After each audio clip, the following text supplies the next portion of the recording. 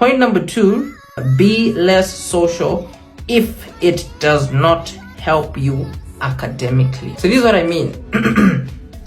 Say school is done, it's like 2:30 or 2 o'clock, it doesn't matter. If you are like somewhat responsible for like your own transport to get home, as soon as school is done, be out, you know. If you obviously maybe need to wait for someone, or you need to wait for the bus, or you need to wait for your transport, I can understand how in those kinds of situations, when school is done, you kind of have to be at school, blah blah blah. However, if there's a way you can control the time between school finishing and you getting home, trust me, do the best you can.